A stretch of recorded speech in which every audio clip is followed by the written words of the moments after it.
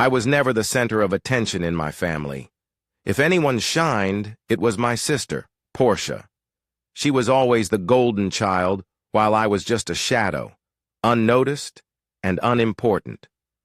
I had accepted this long ago. I wasn't one to start arguments or create drama. I just wanted to live my life peacefully. But when Porsche decided to schedule her baby shower on the same day as my wedding, I realized something. Some lines should never be crossed. I feared that once again my family would choose Porsche over me. But this time, fate had other plans. If you've ever felt like the forgotten child in your family or always placed second to someone else, listen to my story. You might just see yourself in it. From the moment I was born, it was clear that Porsche was the pride and joy of the family. She excelled in school, played sports, and was adored by teachers. My parents bragged about her like she was the second coming of Einstein. Meanwhile, I was just there. Not great, not terrible, just existing. I didn't hate Porsche. I just hated the way people treated us, as if I didn't matter. I found solace in drawing. It was the one thing that made me feel special. But even that was ripped away when my mother tore up my sketchbook and called me a scribbler. That's when I knew. No matter what I did, I would never be as good as Porsche in their eyes. And I didn't want to be. So I withdrew. I stopped seeking their approval, stopped expecting their love. I created my own little world where I was safe from their judgment. But the funny thing was, when Porsche left for college, my parents suddenly realized they had lost me too. When Porsche left, she completely abandoned our parents. She stopped calling, stopped visiting, and spent money like there was no tomorrow. My parents, who had once put her on a pedestal, were now lost and lonely. And suddenly they turned to me. They tried to make amends, as if years of neglect could be erased with a few forced conversations. But I wasn't that desperate kid anymore. I had learned to live without them.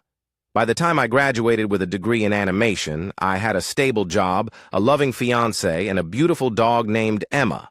I didn't need their validation to know I was successful. But they thought differently. They tried to reconnect, sending messages, making calls, pretending they cared. But I could see through them. They weren't sorry for how they had treated me. They were just disappointed in Porsche. Wasn't falling for it. But then, my mother got sick, and suddenly, everything changed. When my mom became seriously ill, she started crying about wanting to fix things with me.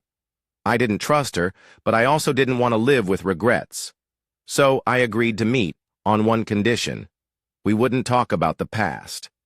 For a while, things seemed okay. Porsche wasn't involved, and for the first time I thought maybe my mother was genuine. Then, 2 weeks before my wedding, I got a frantic call from my cousin. "Do you know Porsche is throwing a baby shower on your wedding day?" She hadn't even sent out formal invitations. She was calling people directly to make sure I wouldn't find out in time. When I confronted her, she laughed. "I can celebrate my baby whenever I want. If people choose my baby shower over your wedding, that's your problem." I was furious, but I couldn't force anyone to choose me. For the first time in my life, I had to find out whether my family truly valued me. The wedding day arrived. I held my breath as I stepped into the venue. Would anyone even be there? Then I saw them. My mother, my relatives, my friends, everyone I was afraid would abandon me had chosen me instead. Everyone. Except Porsche and my father. But Porsche wasn't one to accept defeat.